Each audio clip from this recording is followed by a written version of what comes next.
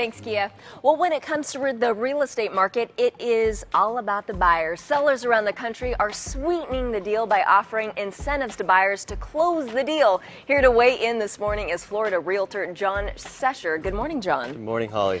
Okay, I have just been hearing that buyers all around the country are getting sweet incentives from sellers, whether it be vacations, cars, you name it. People are getting creative. I've seen some pretty interesting things out there. Sure. Right now I've seen, of course, cars where they've been able to get a car for free, purchase the home, boats as well. Wow. A lot of common ones I've seen with sellers, they've been willing to pay for the closing costs. Oh, okay. And that would also help the first-time home buyer if they're trying to save enough money, you know, to pay for the house. They're trying to go for their maybe 3.5% FHA loan. Okay. And they want to save up as much as they can. So closing costs is definitely a great incentive for first-time home buyers or any buyer. Sure, and we're talking about maybe a few $1,000s. I mean, depending on the cost of the home. Right. Okay. It's going to be usually around 3% of what the purchase price of the home will be for closing costs. Okay, so we all know it is a buyer's market. Really tough for sellers out there. I mean, the cost of homes has just diminished. Yes. And so what can a seller interested in getting rid of their property do to make their property stand out and maybe give them a better chance, a heads up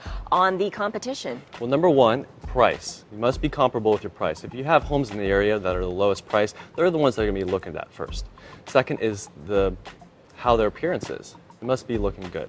Visual, visual, visual, yeah. Though if your house looks good and it's priced very high, then it might not get looked at.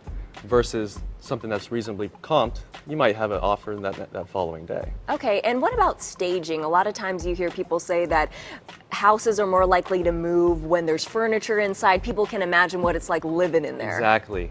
The more illustration you can give to the potential buyer to help them kind of situate how that property will look, especially if it's a more upscale look on the property, will definitely help them in their buying needs. Absolutely. Is staging something expensive? A lot of times I watch those design shows Not on too cable much. Networks. Can you hire someone to do it? Can you do it yourself? Absolutely. You can do it yourself, or you can hire somebody. You can rent out furniture for that potential, month or 2 months, 3 months down the road, however long you want to list your property and get it sold. Okay.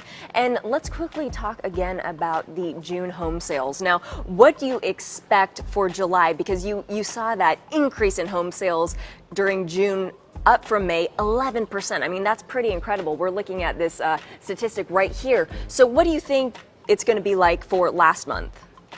For last month versus this month? Or From versus June on to yes. July. Definitely would see some increase in there, potentially.